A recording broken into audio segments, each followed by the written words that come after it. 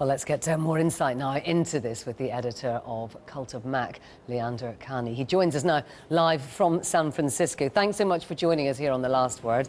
I heard Steve Jobs described today as the rock star of tech. Just how much of Apple's success is down to him?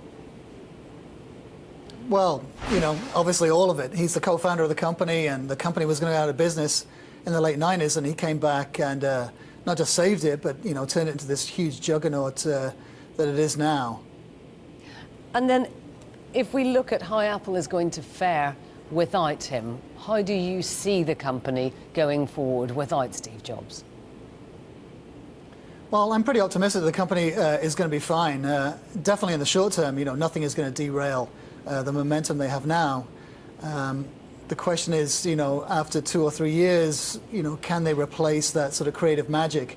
And I think they will, because he has spent the last 10 years really putting his personality in place in the way, in their business processes and the way that they operate. They will continue to execute on that without him. I think he's embedded his DNA so firmly in Apple that it'll effectively function without him being there.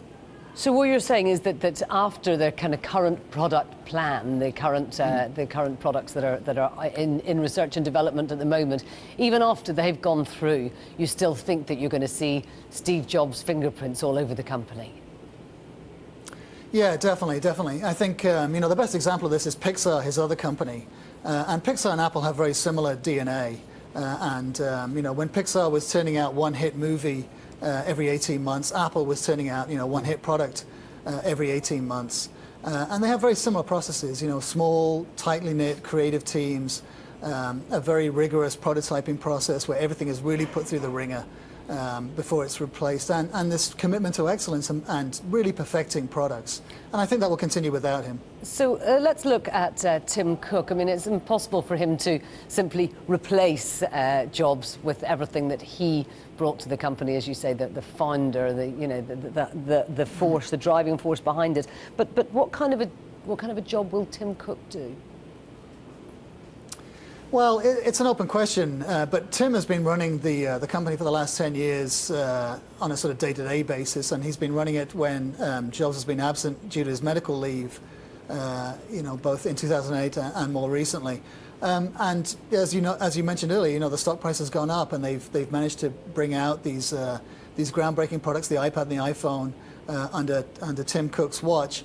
The interesting thing is, it's an open question. No one knows how he's going to do, but he has a design background which hasn't been mentioned much. So he's been under Steve Jobs' shadow, so he's an unknown quantity. But I would say that there's a good chance that he could be a very capable successor. He has all the right qualities. Are companies like Google going to look at this and think, right, this is our opportunity to push in now and to really try to slice away some of Apple's share of the market? Yeah, good luck to them.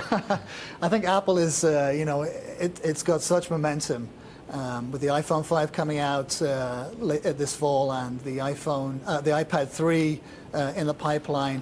I think they are going to cement their lead on the market even further, and I think